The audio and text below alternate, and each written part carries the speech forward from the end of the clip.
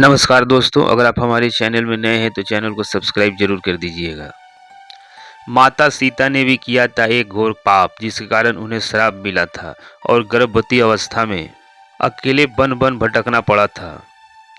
रामायण का कथा तो आप सबने सुना ही होगा, जिसमें भगवान राम, श्री राम, माता सीता और लक्ष्मण के जीवन पहलुओं को दिखाया गया है। उन्हीं में से एक कहानी में बताया गया है कि कैसे मर्यादा पुरुषोत्तम श्री राम अपनी पत्नी को धोबी की बात सुनकर अयोध्या छोड़कर जाने को कह दिया था। लेकिन क्या आपको पता है कि वो धोबी के रूप में जन्मा एक पक्षी था, जिसके श्राप के कारण ही माता सीता को वन वन भटकना पड़ा था। जी हाँ, आपने सही सुना, माता सीता को श्राप मिला था। कौन था वो धोबी जिसने माता सीता को श्राप दिया था? आज हम बताएंगे कि देवी सीता को किस पाप की सजा मिली जो उन्हें वन वन भटकना पड़ा। धरती माता की कोख से जन्मी थी सीता और मिथिला नगरी में मिथिला नरेश राज करते थे। जनक राज के राजा श्रीध्वज ने एक बार जमीन जोत रहे थे। उसी समय वहां से एक छोटी कन्या निकलती है। इस सुंदर कन्या को देखकर राजा को बहुत खुशी हुई। उन्होंने उस कन्या को पुत्री बना लिया और उसका नाम सीता रखा। एक दिन सीता अपने सहेलियों के साथ बगीचे में खेल रही थी। वहां उन्हें तोता का एक जोड़ा दिखा जो कि बहुत ही खूबसूरत था। वो दोनों पक्षी एक पर्वत की चोटी पर बैठकर बातें कर रहे थे। पृथ्वी पर एक राम नाम के राजा होंगे और बहुत प्रतापी होंगे और उनकी पत्नी का नाम सीता होगा और वो कई वर्षों तक पृथ्वी पर राज करेंगे। धन्य है वह जानकी देवी और धन्य है वह श्री राम। तोते की यह बात सुनकर उन्होंने सोचा कि ये दोनों तो मेरे ही बातें कर रहे हैं, मैं इन्हें पकड़कर अपने जीवन से जुड़ी सारी बातें सुन लेती हूँ। इसीलिए उन्होंने अपनी सहेलियों से उन दोनों पक्षियों को पकड़कर लाने के लिए कहा। सहेलियां पर्वत पर गईं और उन दोनों पक्षियों को पकड़कर ले आईं। माता सीता उन पक्षियों से कहती है, देखो तुम बहुत सुंदर हो, तुम डरो नहीं, मैं तुम्हें कोई नुकसान नहीं पहुंचाऊंगी। तुम मुझे यह बताओ कि तुम कौन हो और कहां से आए हो, राम कौन है और सीता कौन है, और तुम्हें उन दोनों के बारे में कैसे पता है? माता सीता के पूछने पर वो पक्षी बताते हैं कि एक बहुत विख्यात महर्षि वाल्मीकि है, हम दोनों उन्हीं के आश्रम में रहते हैं। महर्षि ने एक रामायण नाम का ग्रंथ लिखा है जिसका पाठ उन्होंने अपने शिष्यों को भी कराया है। इस ग्रंथ में महर्षि ने बताया है कि महर्षि रक्षसंग के द्वारा किए गए पुत्रेष्टि यज्ञ से प्रसन्न होकर भगवान विष्णु, राम, लक्ष्मण, भरत और शत्रुघ्न ये चार मानव शरीर धारण कर पृथ्वी पर जन्म लेंगे। बड़े होने पर श्री राम विश्वामित्र के साथ अपने छोटे भाई लक्ष्मण को लेकर तीर और धनुष के साथ मिथिला नरेश आएंगे और शिव जी के धनुष को तोड़कर सीता से विवाह करेंगे।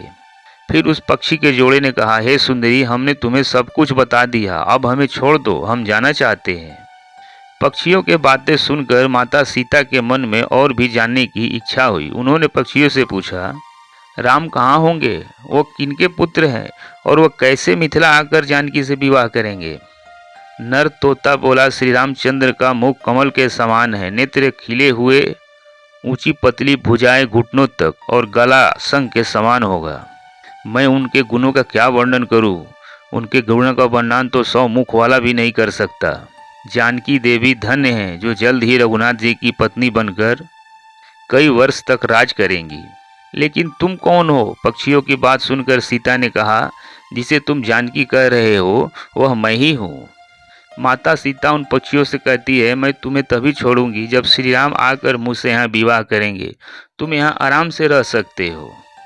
ये सुनकर मादा तोता माता सीता से कहती, हम वन के पक्षी हैं, हमें घर में सुख नहीं मिलेगा, मैं गर्भवती हूँ, मुझे जाने दो, मैं अपने स्थान पर जाकर बच्चे पैदा करूंगी, आप चाहे तो मैं फिर यहाँ आ जाऊंगी। ये कहने पर भी माता सीता ने उसे नहीं छोड़ा। नर तोता बोला, सीता मेरी पत्नी को छोड़ दो, ये गर्भवती है, जब ये बच्चों को जन्म दे देगी तब मैं इसे लेकर फिर तुम्हारे पास आ जाऊंगा। तब माता सीता ने कहा, तुम आराम से यहाँ से जा सकते हो, मैं इसे अच्छे से देखभाल करूंगी।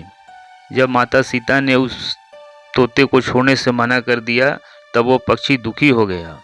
पक्षी दोबारा सीता जी से निवेदन करता है कि मैं अपनी पत्नी के बिना जिंदा नहीं रह सकता, इसलिए इन्हें छोड़ दो। माता सीता, तुम बहुत अच्छी हो, मेरी प्रार्थना मान लो।